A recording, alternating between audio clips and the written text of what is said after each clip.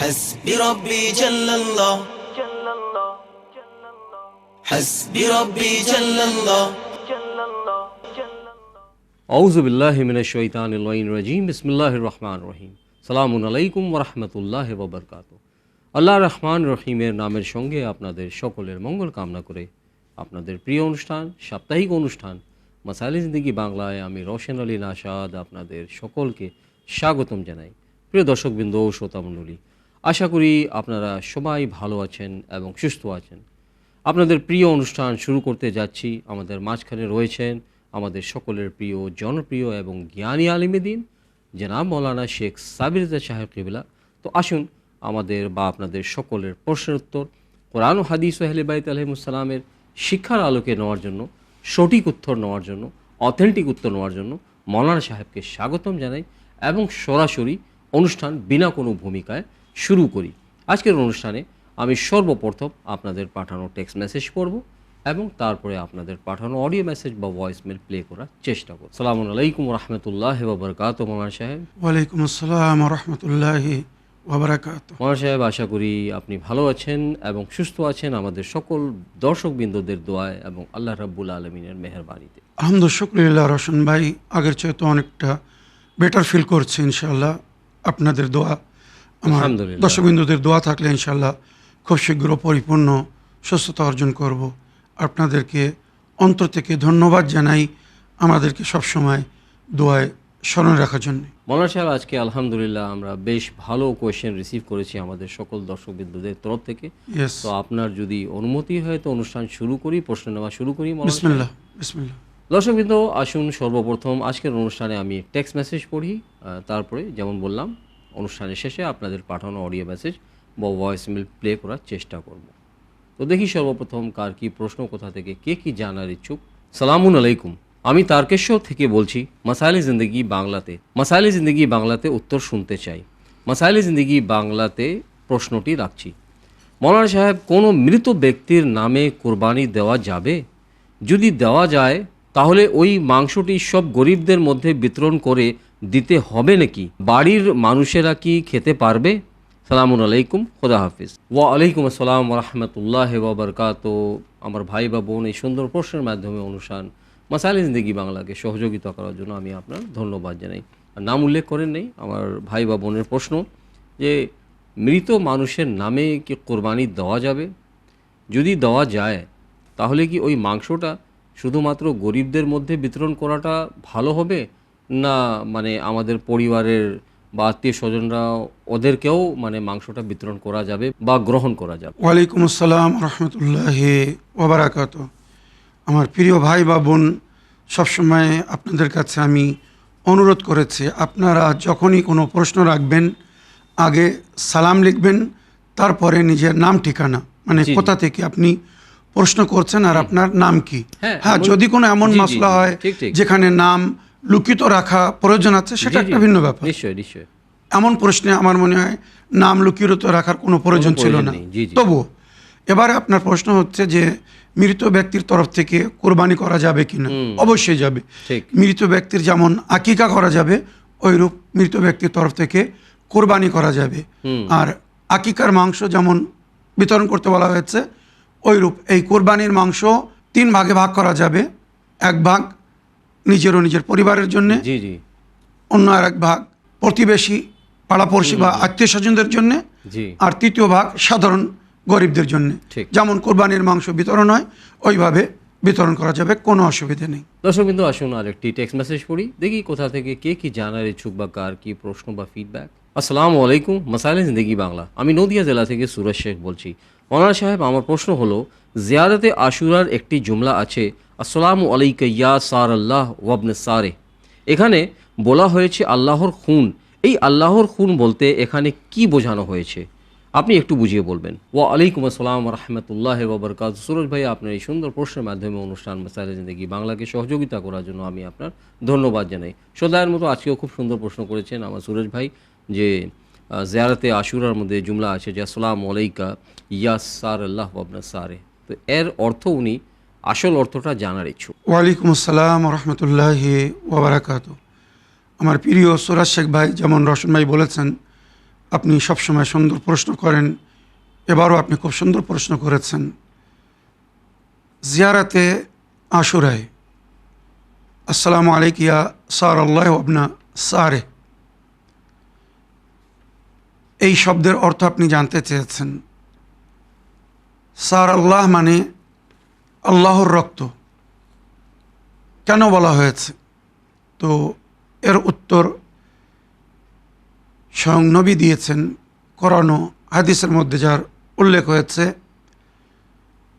মান হাদ্দাল্লাহ ওয়া রাসূলহু আও মান হারাবাল্লাহ ওয়া রাসূলহু, যারা আল্লাহ রসুলের সঙ্গে দুশমনি করেছে বা আল্লাহ রসুলের সঙ্গে যুদ্ধ করেছে, লড়াই করেছে, তো কোরআন ও হাদিসের এই আয়াতের তাফসিরে সমস্ত জায়গায় উল্লেখ হয়েছে, আল্লাহর ওলি আউলিয়াদেরকে যারা মেরেছে, হত্যা করেছে বা শহীদ করেছে, আল্লাহ স্বয়ং বলেছেন আমি তাদের থেকে প্রতিশোধ নেব।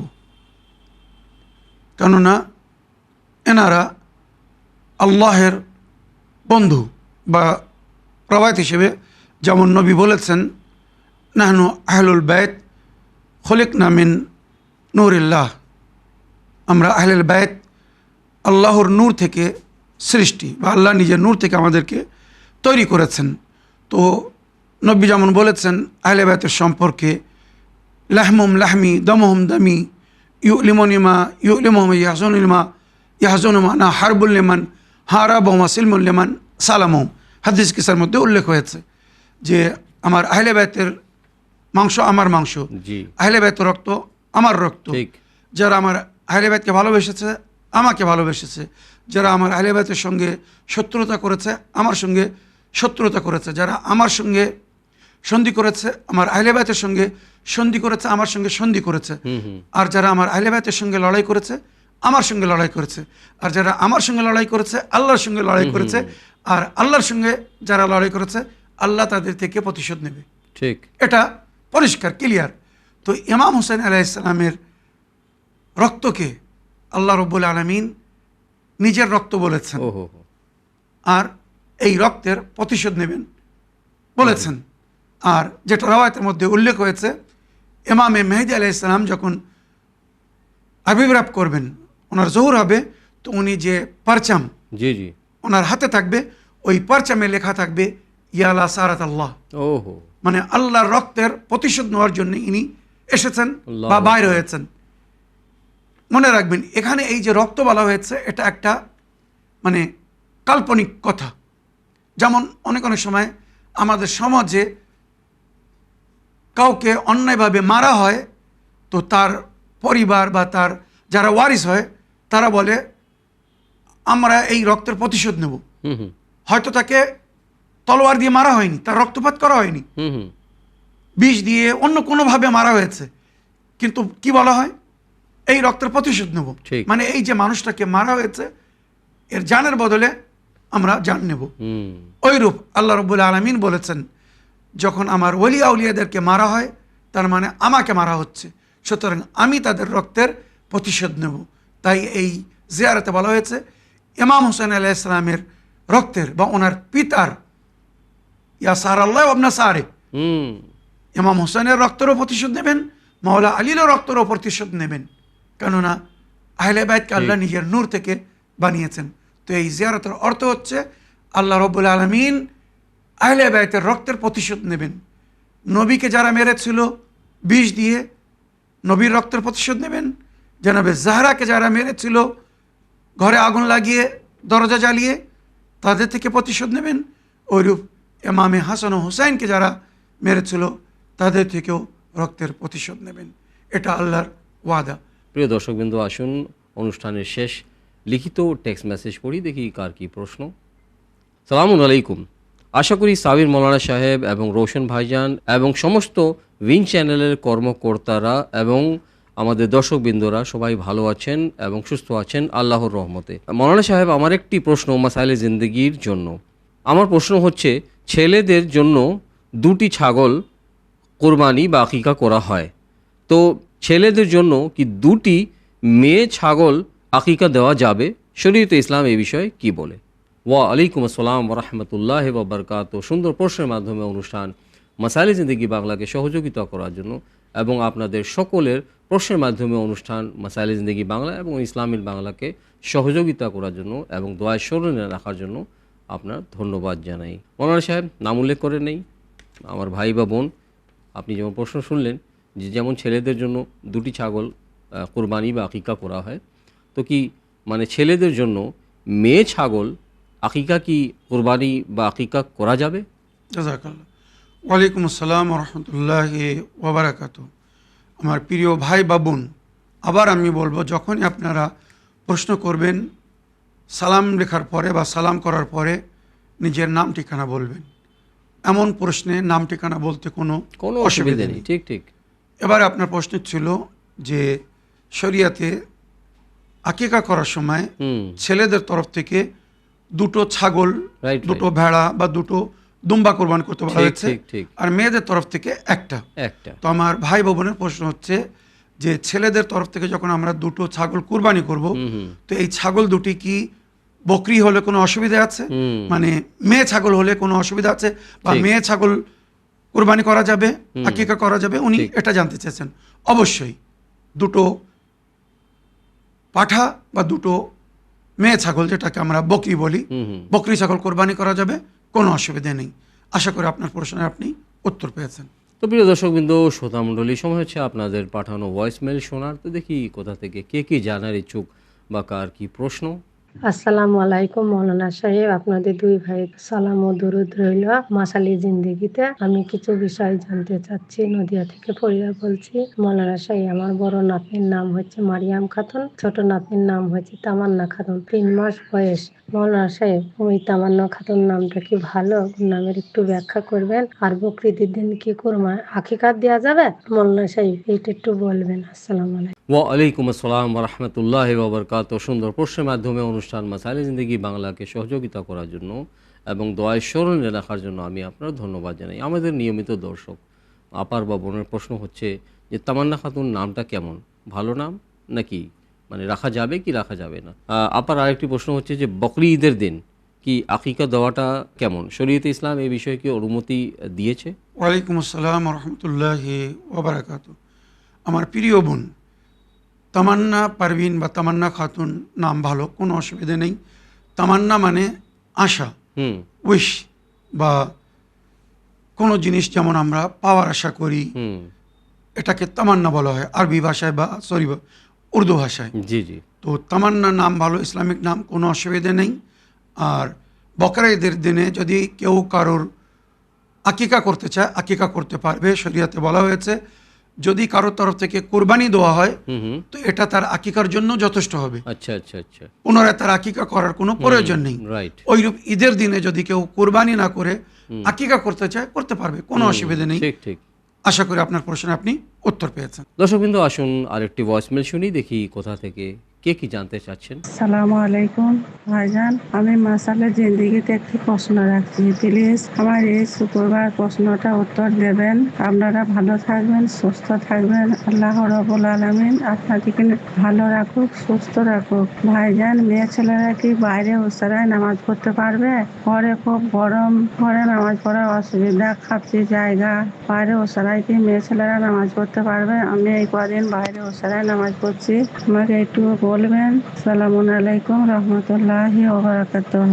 ওয়া আলাইকুম আসসালাম ওয়া রাহমাতুল্লাহি ওয়া বারাকাতুহু। দোয়ায় স্মরণে রাখার জন্য এবং নিয়মিতভাবে উভয় অনুষ্ঠানকে ফলো করার জন্য এবং এই সুন্দর প্রশ্নের মাধ্যমে অনুষ্ঠান মাসাইলে জিন্দেগি বাংলাকে সহযোগিতা করার জন্য আমি আপনার ধন্যবাদ জানাই। যে মৌলানা সাহেব, যেমন আপনি প্রশ্ন শুনলেন, আপনার প্রশ্ন হচ্ছে যে বাইরে মানে দালানে বা ওসারায় বা আঙুনেও বলা যায়, ওখানে কি মানে মেয়েরা কি মুসাল্লা বিছিয়ে বা চাটাই পাক জায়গায় কি নামাজ পড়তে পারবে?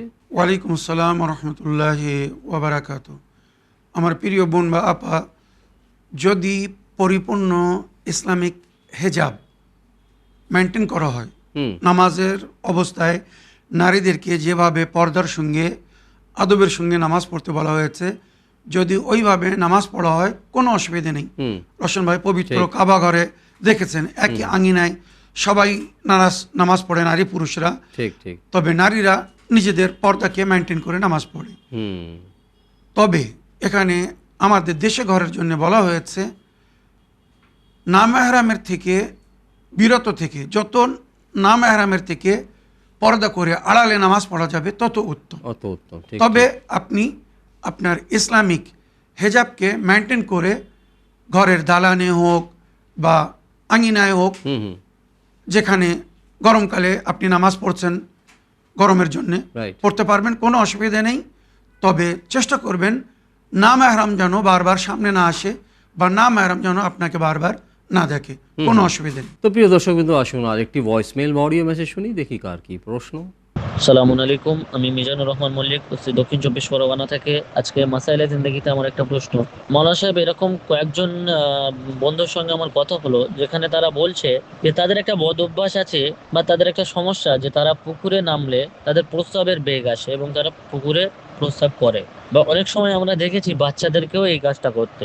তো এখন এখানে আমার প্রশ্ন হলো যে ওই যে পুকুর বা শান বলেন, যেখান থেকে শত শত মানুষ নিজেদের জামা কাপড় পোশাক আশাক পরিষ্কার করে নিয়ে যাচ্ছে, পাক করে নিয়ে যাচ্ছে, বা যেখানে মানুষ অজু করছে, তো সেখানে এই যে কাজটা তাদের বদ অভ্যাসের কারণে হোক, চাই বাচ্চাদের এই না বোঝার কারণে হোক, এই যে কাজটা, এর গুরুত্ব বা এর ভ্যালিডিটিটা কি আছে, এর বৈধতা কতটুকু, এবং এটা থেকে কি আমাদের কি কোনো সমস্যা হতে পারে, এই সম্পর্কে একটু জানাবেন। ভালো থাকুন, সুস্থ থাকুন। সালামু আলাইকুম, জাযাকাল্লাহু খাইরান।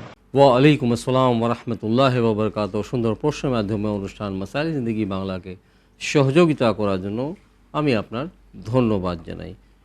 আমাদের নিয়মিত দর্শক খুব সুন্দর প্রশ্ন করেছেন মিজানুর ভাই, যে পুকুরে যদি মানে কেউ স্নান করে আর সেখানে যদি শৌচ বা ইউরিনাল পাস ইন্টেনশনালি বা আনইনটেনশনালি, ইচ্ছাগত বা অনিচ্ছাগতভাবে যদি করে, তাহলে কি সেখানে কেউ আবার সেখানে গিয়ে আবার গোসল করে ওর কাপড়টা, ওর মানে বস্ত্রটা কি পাক থাকবে, নামাজ আদায় করতে পারবে? এই বিষয়ে শরীয়তে ইসলাম বা আহলে বাইত আলাইহিমুসসালামের তালিমাত কি বলে মৌলানা সাহেব? ওয়ালাইকুম আসসালাম রহমতুল্লাহি ওবরাকাত। আমার প্রিয় ভাই মিজানুর রহমান সাহেব, আপনি অতি বাস্তব নিয়ে একটি প্রশ্ন করেছেন। এটা সমাজে অনেক অনেক সময় ঘটে থাকে বা দেখা যায়। শরিয়াতে স্থির পানিতে প্রস্রাব করতে পরিপূর্ণরূপে নিষেধ করা হয়েছে, যেটা তৌজিল মাসাইলে বা সমস্ত জি ফিক শাস্ত্রের মধ্যে উল্লেখ হয়েছে। ठहरे हुए पानी में पेशाब करना मकरूहात में से है, মানে এটা শরীয়তে মকরু বলা হয়েছে। যদিও পুকুরের পানি বা হাউজের পানি হয়তো নাজিস হবে না, অনেক পানি হওয়ার কারণে পানিটি নাজিস হবে না, কিন্তু ওই পানিতে অজু বা গোসল করতে মকরু বলা হয়েছে। বিশেষ করে যে নিজে ওই কাজ করেছে, রাইট, বা যার সামনে হয়েছে, তার জন্যে শদীদ কারাহিয়াত, মানে ঘৃণা। এই যে শব্দটা আপনি বললেন কারাহিয়াত, জি। নিজের মনটাই মানবে না ইয়েস ইয়েস, যে ওখানে গোসল করে বা স্নান করে আবার ইবাদত করব, জি, মেন্টালি এটা মানে অ্যাকসেপ্টেবলই না। ইয়েস, যে কি করে করবে মানুষ? জাযাকাল্লাহ। যেমন আমি বললাম শরীয়তে মাসলা হয়তো পানিটা নাজিস হবে না, রাইট, কারণ অনেক পানি, তবে প্রবাহিত পানি যেমন নদী, জি জি জি জি, নালার পানি, ঠিক। এগুলো অসুবিধা হয় না, কিন্তু এখানে পুকুরের পানি জমা পানি, স্থির পানি, ওই জন্য এখানে বিশেষ করে নিষেধ করা হয়েছে। আর শরিয়াতে পুকুরে বা হাউজে পেশাব করা বা অনেক অনেক সময় মানুষ গ্রাম অঞ্চলে, যেটা আমরা জি জি বাল্যকালে দেখেছিলাম, মানে পেশাব পায়খানা করার পরে ওখানে যে আবদাস করে, মানে সেটা ধোয়, এটাও কিন্তু উচিত না। জি জি জি, এটা কিন্তু কারাহিয়াতের কারণ, জি, জি। নিষেধ করা হয়েছে। কেননা ওই পানি অনেক শারীরিক বা মানবিক রোগের কারণ হবে।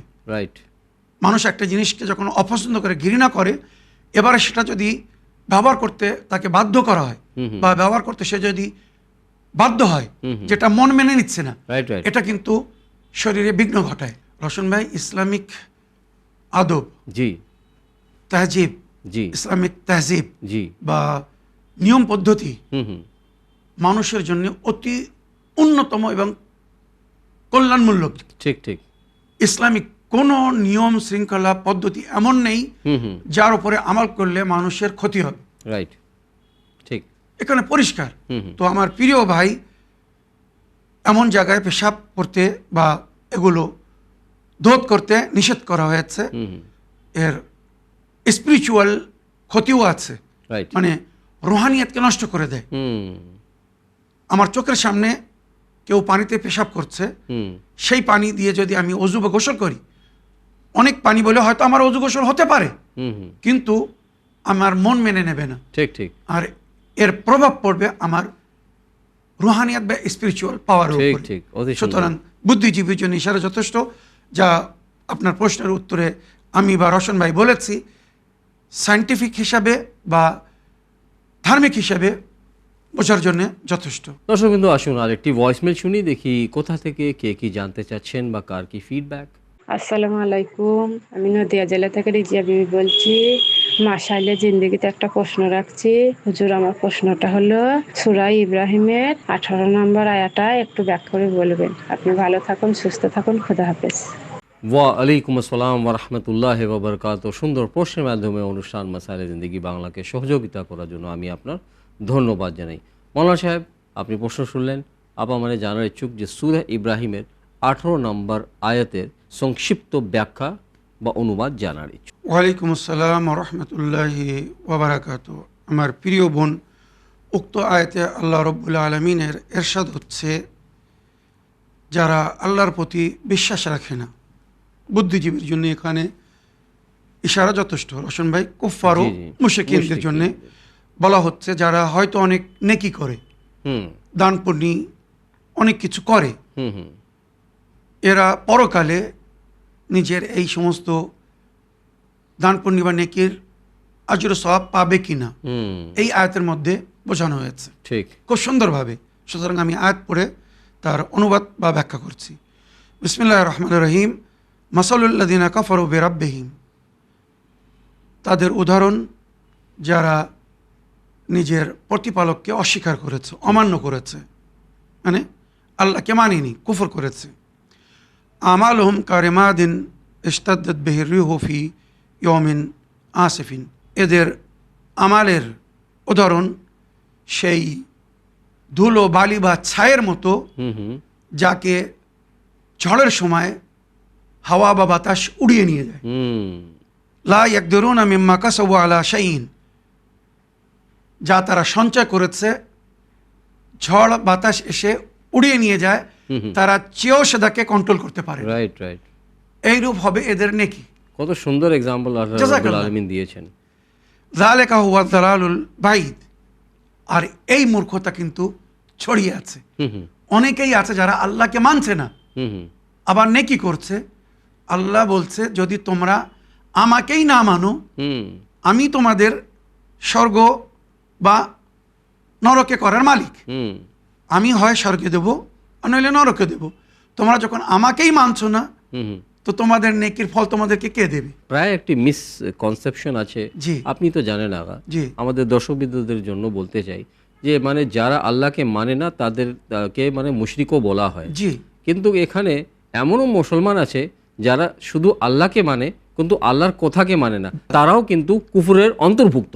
এটাকে রশন ভাই সূরায়ে মুনাফিকুনের যারা জি জি তরজমা বা তাফসির জানে, জি জি আপনার কথা 100% জি সত্য জি। বলবে। হুম হুম কেননা অনেক মুসলমানেরা আছে শুধু নামে মুসলমান, হুম যাদের কার্য কর্ম কোনো দিক থেকে প্রমাণ করে না ঠিক ঠিক। যে এরা ইসলামের অন্তর্ভুক্ত। তাহলে মানে খালি মৌখিক জি। কথিত। তারা আল্লাহর কোনো কথা মেনে চলে না, হুম হুম নবীর কোনো সুন্নতের উপরে আমাল করে না, রাইট। বা নবী নিজের পরে যে কোরআন ও আহলে বাইতকে ফলো করার জন্য বলে গেছেন কিয়ামত পর্যন্ত, জি জি। তারা কিছুই ফলো করছে না। হুম তো এদের মধ্যে আর অন্যদের মধ্যে কি পার্থক্য রয়েছে? তারাও এই মানে আয়াতের অন্তর্ভুক্ত হলো। ইয়েস, মানে হয়তো প্রকাশ্য রূপে তাদেরকে আমরা কুফফার বা মুশরিকিন বলি না, হুম হুম হুম কিন্তু বাস্তবে তারা রাইট। ওদেরই মতো। ঠিক ঠিক। তাই কোরআনের অনেক আয়াতে বলা হয়েছে, যারা আল্লাহকে মানে হুম কিন্তু আল্লাহর কথা মানে না, হুম বা নবীকে মেনেছে কিন্তু নবীর কথা মানেনি, এদের ঠিকানা সেখানেই হবে যেখানে অন্যরা যাবে। হুম বুদ্ধিজীবীর জন্য ইশারা যথেষ্ট। সুবহানাল্লাহ। দর্শক বিন্দু, আসুন আরেকটি ভয়েসমেল শুনি বা অডিও মেসেজ শুনি, দেখি কার কি প্রশ্ন বা কোথা থেকে কে কি জানার ইচ্ছুক। আসসালামু আলাইকুম, আমি মিজানুর রহমান মল্লিক, ওসি দক্ষিণ চব্বিশ পরগনা থেকে। আজকে মাসাইলে জিন্দেগিতে আমার একটা প্রশ্ন, যে আল্লাহর নামে সরাসরি নাম রাখা এটা কি বৈধ বৈধ কাজ হবে? মানে আল্লাহর নামে বলতে এখানে আল্লাহ নামটা বাদ দিয়ে আল্লাহর যে বাকি নামগুলো আছে, যেমন ধরেন আল্লাহ 99টা নাম রয়েছে, তো সেই সকল নামে কি বাচ্চাদের নাম রাখা এটা কি বৈধ হবে? যেমন অনেক বাচ্চার নাম থাকে আব্দুল্লাহ অর্থাৎ আল্লাহর বান্দা, বা আব্দুর রহমান বা আব্দুর রহিম। তো এইরকম না করে কেউ যদি ডিরেক্ট নিজের সন্তানের নাম রহমান, রহিম, গাফফার, মালিক, কুদ্দুস এসব রাখে, তো এই নামগুলো কি সরাসরি রাখা উচিত হবে, নাকি এর সঙ্গে ওই আব্দুল মালেক, আব্দুল খালেক এইভাবে নামগুলো রাখতে হবে? তো এই বিষয়টা একটু জানাবেন, যে আল্লাহ বাদ দিয়ে বাকি যে নামগুলো আল্লাহর আছে সেই নামে নাম রাখা বৈধ কি বৈধ নয়। ভালো থাকুন, সুস্থ থাকুন, নিজের খেয়াল রাখুন। সালামু আলাইকুম, জাযাকাল্লাহু খাইরান। ওয়া আলাইকুম আসসালাম রহমতুল্লাহ বাবরকাত। নিয়মিত উভয় অনুষ্ঠানকে ফলো করার জন্য, প্রশ্নের মাধ্যমে মাসাইলে জিন্দেগি বাংলা এবং ইসলামিক বাংলাকে সহযোগিতা করার জন্য এবং দোয়ায় স্মরণে রাখার জন্য আমি আপনার ধন্যবাদ জানাই। আমাদের নিয়মিত দর্শক প্রশ্ন করেছেন, আপনি শুনলেন মৌলানা সাহেব যে আল্লাহ বাদ দিয়ে বা আল্লাহ ছাড়া আল্লাহর যে সেফাতি নামগুলো আছে, ইসমে আজমগুলো আছে, সেই নামগুলো কি ডাইরেক্ট রাখা যাবে? যেমন গফুর, সত্তার, কাদের, মালিক। ইয়েস। তো ভাইয়ের কথা হচ্ছে যে আব্দুল গফুর, আব্দুর রহমান তো ঠিক আছে রাখা যাবে, কিন্তু কি ডাইরেক্ট রহমান বা গফুর বা কুদ্দুস এইগুলো কি নাম কি সরাসরি ডাইরেক্ট কোনো হেল্পিং নেম ছাড়া কোনো ছেলের কি রাখা যাবে? শরীয়তে ইসলাম বা আহলে বাইত আলাইহিমুসসালামের তালিমাত, মৌলানা সাহেব এই বিষয়ে কি বলে? জাযাকাল্লাহ। ওয়ালাইকুম আসসালাম রহমতুল্লাহি ওয়া বারাকাতুহু। আমার প্রিয় ভাই, দেখুন শরিয়াতে ইসলামে লফজে জালালা আল্লাহ, ঠিক, এই নামটি আল্লাহ ছাড়া অন্য কারোর জন্য বৈধ না। রাইট, সাধারণ মানুষ হোক বা আল্লাহর ওলি আউলিয়া, ঠিক, কারোর জন্য আল্লাহ শব্দ ব্যবহার করা বৈধ না। মানে আল্লাহ শব্দ বা আল্লাহ ওয়ার্ডটি যে আছে এটা আল্লাহ মানে ছাড়া- রিজার্ভ Yes. আল্লাহর জন্য। জাযাকাল্লাহ। ঠিক। আল্লাহ ছাড়া অন্য কারোর জন্য এই নামটা ঠিক। ব্যবহার করা যাবে না। বাকি পদবি লাকাব আমরা যাতে বলি জি, বা জি। সিফাত, রহমান, রহিম, আলী, আজিম, কোরআনের মধ্যে যে সমস্ত উল্লেখ Right, হয়েছে, গফফার, গফুর, সত্তার, জি, জি। রহমান, রহিম, এ সমস্ত নাম হয়ে থাকে বা রাখা যাবে সেফাত হিসেবে। মানে ওই নামের গুণ যদি ওই ব্যক্তির মধ্যে দেখা যায় বা পাওয়া যায়, জি, জি। বা অনেক অনেক সময় নাম রাখলে তার একটা প্রভাব পড়ে, তো এই হিসেবে নাম রাখতে কোনো অসুবিধা নেই। অনেক নাম তো মৌলা আলী আলাইহিস সালামের আছে, যেটা আল্লাহর নাম, জাযাকাল্লাহ, অনেক স্বয়ং নাম আলী। আমাদের প্রিয় নবী আখরি নবী সাল্লাল্লাহু আলাইহি সাল্লামেরও আছে, যেটা মানে আল্লাহর নামের সিমিলার নাম। জাযাকাল্লাহ, কোনো অসুবিধা নেই। জি, জি, নামের একটা প্রভাব পড়বে ঠিক। জীবনের উপরে, ওই জন্য নাম রাখতে কোনো অসুবিধা নেই। Right. আশা করি আপনার প্রশ্ন আপনি উত্তর পেয়েছেন বা বুঝতে পেরেছেন। দর্শক বিন্দু, আসুন আরেকটি অডিও মেসেজ প্লে করি, দেখি কার কি প্রশ্ন। আসসালামু আলাইকুম রহমতুল্লাহি বারাকাতুহু। সাবির ভাইজান, রোশন ভাইজান, আপনাদের দুজনের সালাম রইল। যারা ভালো আছেন, সুস্থ থাকুন, ভালো থাকুন। আমার এই প্রশ্নটা মাসালে জিন্দেগিতে দেবেন। আমি 24 পরগনা থেকে বলছি, রেখসানা বিবি। আমি জানতে চাই সালামের উত্তর কোথায় কোথায় দিতে নেই বা কোথায় কোথায় দেওয়া যাবে না, এটা আপনি একটু বলে দেবেন। আসসালামু আলাইকুম রহমতুল্লাহি বারাকাতুহু। ওয়া আলাইকুম আসসালাম ওয়া রাহমাতুল্লাহি ওয়া বারাকাতুহু। প্রশ্নের মাধ্যমে অনুষ্ঠান মাসাইলে জিন্দেগি বাংলাকে সহযোগিতা করার জন্য আমি আপনার ধন্যবাদ জানাই। ওয়ালাইকুম আসসালাম রহমতুল্লাহি ওয়া বারাকাতুহু। আমার প্রিয় বোন, খুব সুন্দর প্রশ্ন করার জন্য আপনাকে ধন্যবাদ জানাই। শরিয়াতে ইসলামে সালাম করা সুন্নতে মুআক্কাদা বা খুব গুরুত্ব দেওয়া হয়েছে। সালাম করা সুন্নত, জি, কিন্তু তার উত্তর দেওয়া ওয়াজিব। আচ্ছা, আচ্ছা, সুন্নত কাজের জন্য এখানে সওয়াব অধিক রাখা হয়েছে। হুম, যে সালাম করবে 99 সওয়াব পাবে, জি, জি, আর যে উত্তর দেবে সে 1টি সওয়াব পাবে। হুম, সালাম করা সুন্নত, জবাব দেওয়া ওয়াজিব। যদি উত্তর না দেয় তো সে গুনাহগার হবে। আচ্ছা, এখানে আমার বোনের প্রশ্ন হচ্ছে, মানুষের কোথায় বা কখন সালামের উত্তর দিতে নিষেধ করা হয়েছে, মানা করা হয়েছে। তো এ বিষয়ে শরিয়াতে সর্বপ্রথম যেটি উল্লেখ হচ্ছে সেটা হচ্ছে আল্লাহর উপাসনা বা ইবাদতের অবস্থায় নামাজ। আপনি নামাজ পড়ছেন, কেউ এসে সালাম করেছে, আপনি উত্তর দিবেন না। আর এখানে যদিও শরিয়াতে অনুমতি দেওয়া হয়েছে, যে শব্দ কোরআনে ব্যবহার হয়েছে আপনি সেই শব্দে উত্তর দিতে পারেন। মানে কোরআনে বলা হয়েছে সালামুন আলাইকুম, তো কেউ যদি সালামুন আলাইকুম বলে, আপনি নামাজ পড়ছেন, তা আপনি শুধু সালামুন আলাইকুম বলতে পারবেন, ওয়ালাইকুম আসসালাম বলতে পারবেন না। শরিয়াতে পরিষ্কার নিষেধ করা হয়েছে। বা অন্য অন্যভাবে যেভাবে সালাম করা হয়, কোনো সালামের উত্তর দেওয়া যাবে না নামাজে। তো 1 নম্বর নামাজের অবস্থায়। দ্বিতীয়, খাওয়ার সময় কেউ সালাম করলে তার উত্তর দিতে নিষেধ করা হয়েছে, কেননা মুখে খাদ্য আছে, সে যদি উত্তর দিতে চায় হয়তো খাওয়াটা গলায় বেঁধে যাবে, কোনো দুর্ঘটনা ঘটতে পারে। খাওয়ার সময় সালাম করা নিষেধ, ওইরূপ উত্তর দিতেও নিষেধ করা হয়েছে। ওইরূপ টয়লেট, পেশাব পায়খানা করার সময় সালাম করতেও নিষেধ করা হয়েছে, সালামের উত্তর দিতেও নিষেধ করা হয়েছে। ওইরূপ গোসল করার সময় কেউ বাথরুমে গোসল করছে, তাকে সালাম করতে নিষেধ। বা কেউ যদি সালাম করে তো সঙ্গে সঙ্গে যেমন জবাব দেওয়া ওয়াজিব, এখানে সে জবাব নাও দিতে পারে, শরীয়তে বলা হয়েছে। ওইরূপ যে সমস্ত পরিস্থিতিতে সালামের উত্তর দেওয়া মানে খারাপ মনে করা হয়, একজন কাপড় চেঞ্জ করছে, আপনি সেই সময় তাকে সালাম করছেন, একটা লজ্জার কথা। ঠিক। তো এই সমস্ত পরিস্থিতিতে সালাম করাও নিষেধ, সালামের উত্তর দেওয়াও নিষেধ করা হয়েছে। তাছাড়া যখন জুম্মার নামাজের খুতবা দেয়, জি জি, ইমাম সাহেবকে ওই অবস্থায় সালাম করতে নিষেধ করা হয়েছে, জি, বা উত্তর দিতেও নিষেধ করা হয়েছে, জি। কারণ সে এখন খুতবা দিচ্ছে, খুতবার মাঝখানে কথা বলা মামনু, মানা, নিষেধ। তো এইগুলো খেয়াল রাখতে হবে। ওইরূপ কোনো গুরুজন দর্শ তাদরিস, যেকে বলে শিক্ষা দিচ্ছেন, ছাত্ররা শিষ্যরা বলে বসে শুনছে, আমি গিয়ে সালাম করলাম, কিছুক্ষণের জন্য উনি ডিস্টার্ব হয়ে যাবেন, হয়তো আমার দিক ফিরে উত্তর দেবেন, সবাই হয়তো আমার দিক দেখবেন, এই সমস্ত ডিস্টারবেন্স নিষেধ করা হয়েছে শরীয়তে ইসলামে, মনে করবেন। এছাড়া একজন ঘুমিয়ে আছে, আপনি গিয়ে তাকে জোর করে সালাম করছেন, তাকে ডেকে দিচ্ছেন, তুলে দিচ্ছেন, এগুলো শরীয়তে নিষেধ করা হয়েছে। আর সে যদি আনশুনি করে দেয়, মানে শুনেও না শুনে, তো এখানে সে গুনাহগার হবে না। ওইরূপ বলা হয়েছে কেউ অসুস্থ, মানে কষ্টের মধ্যে আছে, হয়তো ডাক্তার তাকে কথা বলতে নিষেধ করেছে যে আপনি চুপচাপ থাকবেন, আপনি গিয়ে তাকে সালাম করছেন, সে হয়তো উত্তর দিতে বাধ্য হচ্ছে, এগুলো শরীয়তে মাকরু বা নিষেধ নিষেধ বলা হয়েছে। ঠিক ঠিক। এই সমস্ত অনেক পরিস্থিতি আছে যেখানে সালাম করতেও মানা করা হয়েছে আর উত্তর দিতেও নিষেধ করা হয়েছে। একটি টেকনিক্যাল মানে পয়েন্ট, মানে আপনাকে আমি জিজ্ঞেস করতে চাই, এই যে খাওয়ার কথা বললেন যে আপনি, যে কেউ যদি খাদ্য গ্রহণ করে বা মানে পানে ব্যস্ত আছে, সেখানে যদি কেউ আরেকজন এসে ওকে সালাম করে, তো খাওয়ার সময় সালামের উত্তর দেওয়াটা মানা, এখানে পয়েন্টটা হচ্ছে যে আমার মুখে যদি খাদ্য থাকে সেই সময় উত্তর দেওয়া মানা থাকবে না, আমার অলরেডি খাদ্যটা আমি গিলে নিয়েছি, এখন আমি খালি মুখে আছি, দস্তরখানের মধ্যে বসে আছি, নেওয়ালাটা এখানে আছে, সেখানে উত্তর দিতে পারবো? উত্তর দিলে দিতে পারবে, কিন্তু এখানে বলা হচ্ছে খাওয়ার সময় সালাম করো না, এটা মাকরু। উত্তর দিতে যদি অসুবিধা হয়, মনে করেন একজন মুখে সে খাচ্ছে, সে কি করে উত্তর দেবে? না না, এখন আমার মুখে খাদ্য নেই।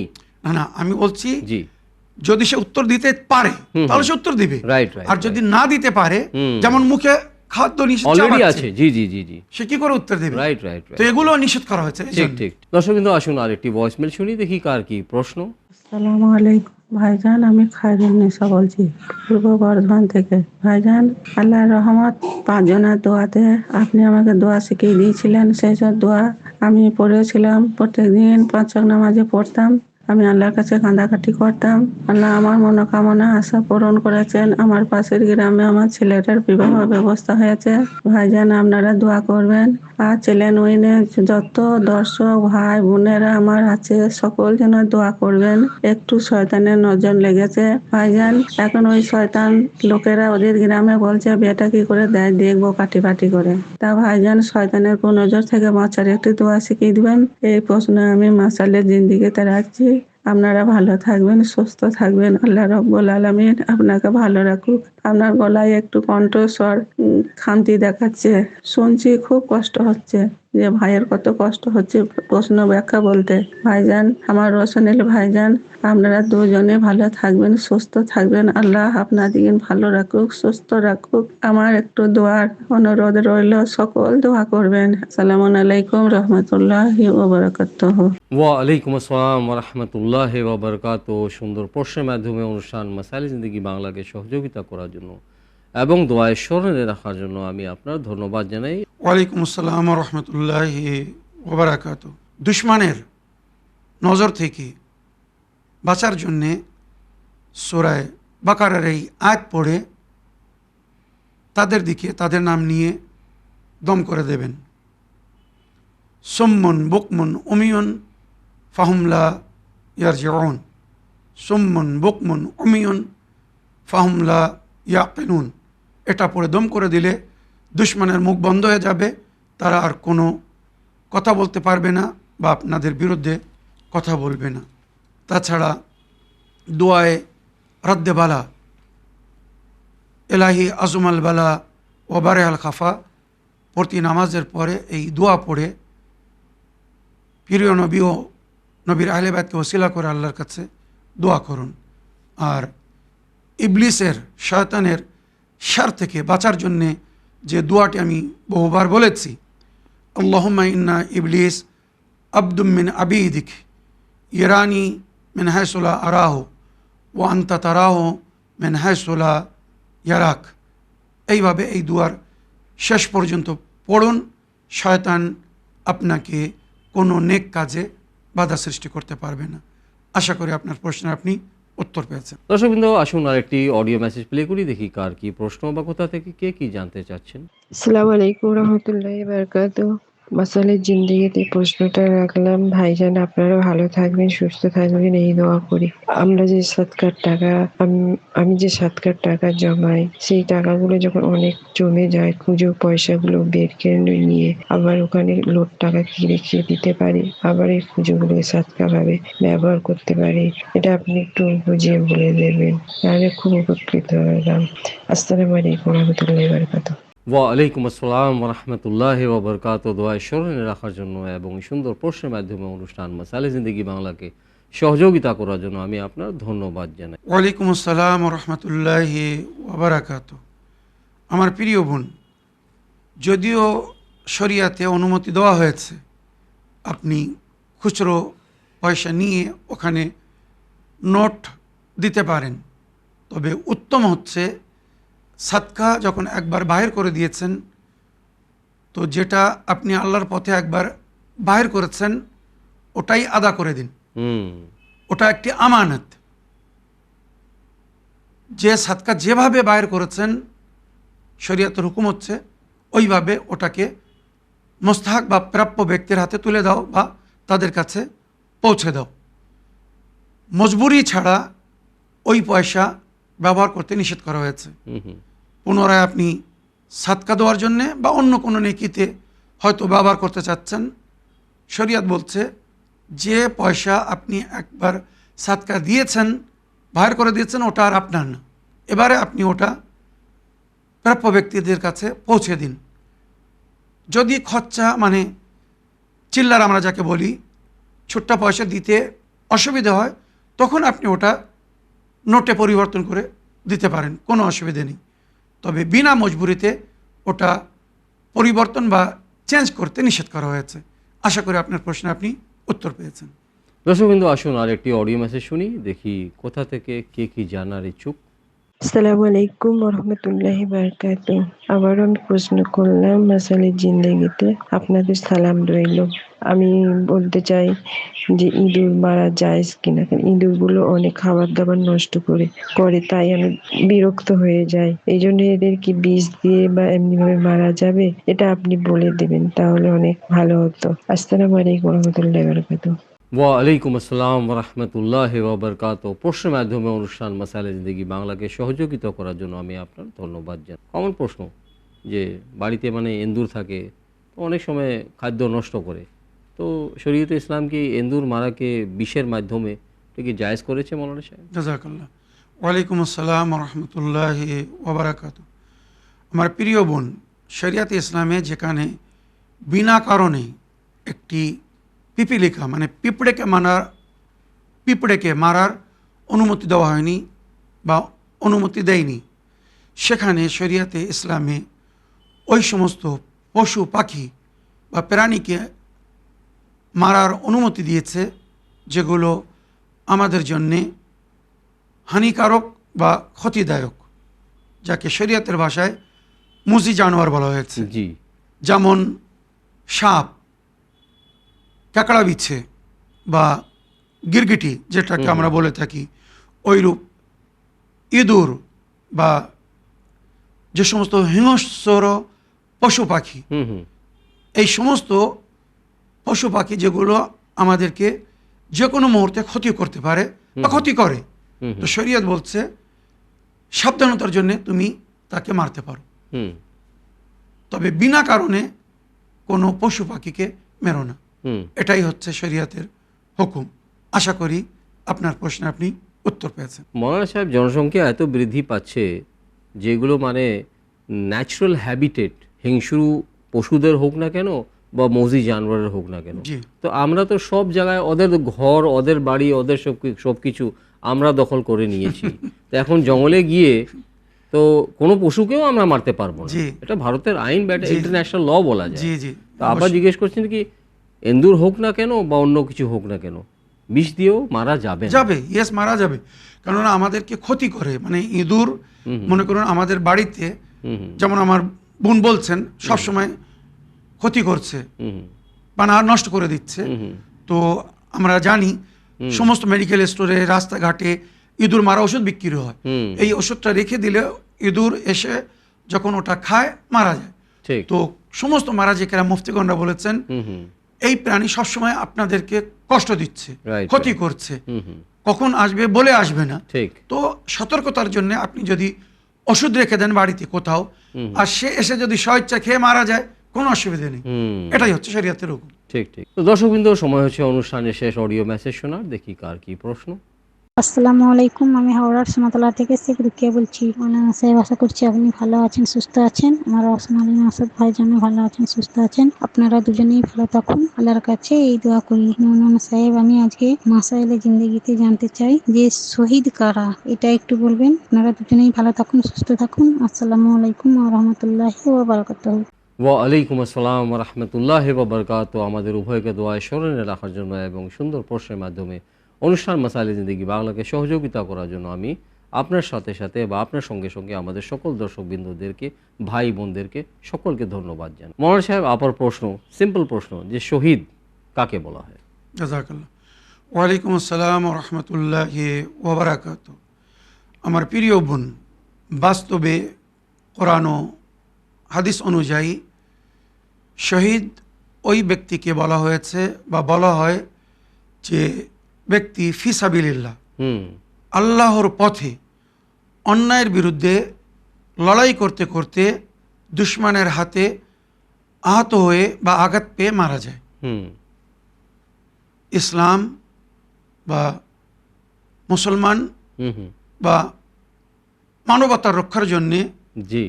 কেউ যদি অন্যায়ের বিরুদ্ধে প্রতিবাদ করে, হুম হুম অন্যায়ের বিরুদ্ধে লড়াই করে, আর সেই লড়াইতে সামনে যে শত্রু বা দুশমন, জি জি যাতে বা যাকে কোরআন ও হাদিসের ভাষায় আল্লাহ রসুল ও মানুষের দুশমন বলা হয়েছে, হুম হুম তাদের হাতে যদি এই ব্যক্তি মারা যায় তো এ হচ্ছে শহীদ। হুম আর শহীদকে তার পোশাকে বিনা গোসল ও কাফনে ওইভাবে দাফন করতে বলা হয়েছে। হুম এই হচ্ছে অরিজিনাল বা হকিকি শহীদ। কিন্তু কিছুদেরকে শরীয়তে শহীদের দরজা দেওয়া হয়েছে, হুম এদেরকে শহীদের হুকুমে বলা হয়েছে।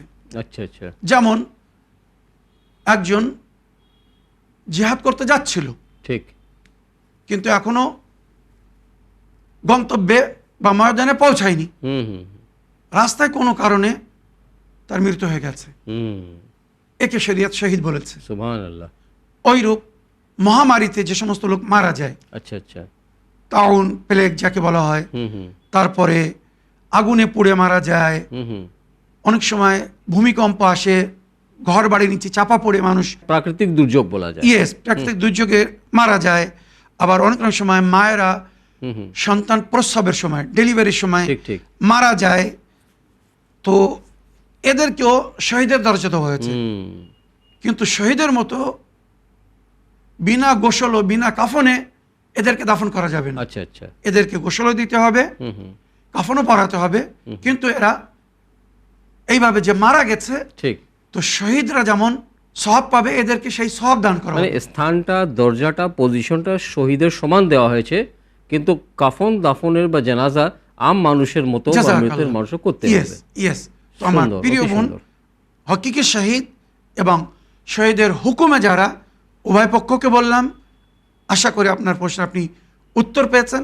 এছাড়া নবীর হাদিস, মান মাতা আলা হুব্বে আলে মোহাম্মদ মাতা শহীদা, যে ব্যক্তি আহলে বায়তের ভালোবাসায় বা মহব্বতে মারা যাবে সে শহীদ মরবে।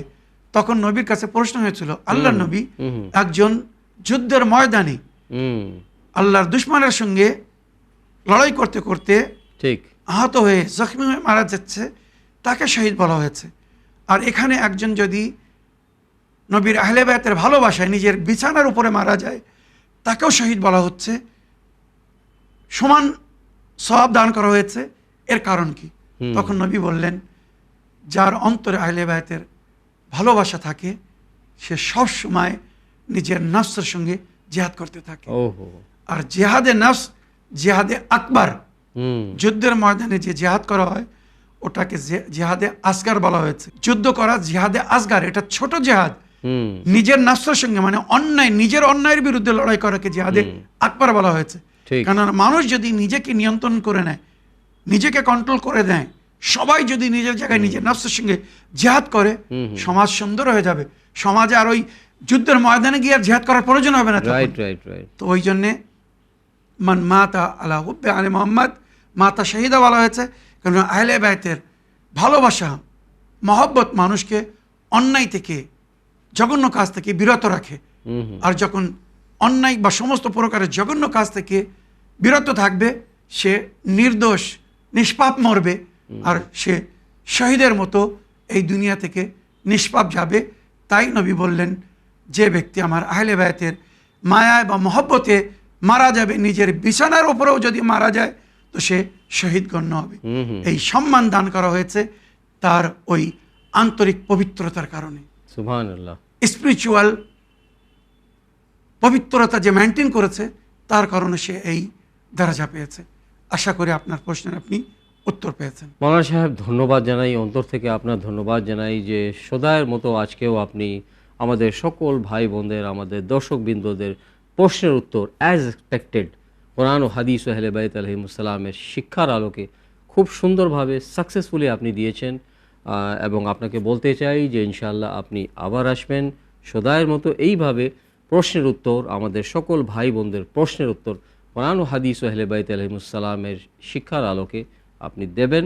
এবং এই সিলসিলাটা, তাবলীগী সিলসিলাটা, মেসেজ অফ হিউম্যানিটি বা মেসেজ অফ আহলুল বাইত আলাইহিমুসসালাম, টিচিংস অফ আহলুল বাইত আলাইহিমুসসালাম, আপনি এইভাবে জারি ও সারি রাখবেন।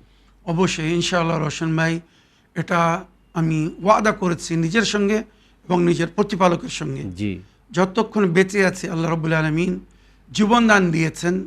আমি মনে করি মানুষকে সঠিক শিক্ষা দেওয়া, জি জি, আল্লাহ রাব্বুল আলামিনের বাণী, আদেশ, যেটা কোরআনের মধ্যে উল্লেখ হয়েছে, জি, বা নবী করিম সাল্লাল্লাহু আলাইহি সাল্লামের সুন্নাত বা ওনার তালিমাত এবং ওনার আহলে বায়তের শিক্ষা জি, দুনিয়ার কাছে পৌঁছে দেওয়ার দায়িত্ব আমাদের। জি, সুতরাং আমরা নিজের দায়িত্বকে, নিজের কর্তব্যকে পরিপূর্ণভাবে শেষ নিঃশ্বাস পর্যন্ত পালন করার চেষ্টা করব। শুধু আপনাদের কাছে অনুরোধ, আপনারা দোয়া করবেন যেন আল্লাহ আমাদেরকে এই নেক তৌফিক দান করেন, আমরা যেন সুস্থ থেকে, স্বাস্থ্য থেকে এইভাবে দিনের খেদমত করতে পারি, ইনশাআল্লাহ। বা আমাদের এই অনুষ্ঠানকে আমরা এইভাবে জারি রাখতে পারি। ইনশাআল্লাহ। আল্লাহ রাব্বুল আলামিন আমাদের সকলের নেকি, বা যে যেভাবে দিনের খেদমত করছে, আল্লাহ আমাদের খেদমতকে কবুল করুন। আমরা যেন যুগের ইমামের জন্যে কাজ করতে পারি। ওনার আসার আগে, আবির্ভাবের আগে, জোহরের আগে যেন একটি সুন্দর পরিবেশ গড়ে তুলতে পারি, নিশ্চয়ই নিশ্চয়ই, যেটা উনি নিশ্চয়ই। আমাদের থেকে আশা করেছেন নিশ্চয়ই। বা আশা রাখেন। তো প্রিয় দর্শকবৃন্দ, শ্রোতা মণ্ডলী, সময় হচ্ছে অনুষ্ঠান শেষ করার। তো ইনশাআল্লাহ আগামী অনুষ্ঠানে আপনাদের সকলের সঙ্গে আবার সাক্ষাৎ হবে নতুন নতুন প্রশ্ন নিয়ে, এবং দৈনিক জীবনের মাসলা মাসাইলের উত্তর জানার জন্য আপনাদের প্রিয় চ্যানেল উইন দেখতে থাকুন। প্রশ্নের মাধ্যমে উভয় অনুষ্ঠান ইসলামিক বাংলা এবং মাসাইলে জিন্দেগি বাংলাকে সহযোগিতা করতে থাকুন, এবং আমাদের উভয়কে দোয়ায় স্মরণে রাখার চেষ্টা করুন। তো এই বলে আজকের অনুষ্ঠান শেষ করার জন্য আপনাদের সকলের কাছে অনুমতি চাই। শুকরিয়া ও ধন্যবাদ। সালামু আলাইকুম ওয়া রাহমাতুল্লাহি ওয়া বারাকাতুহু।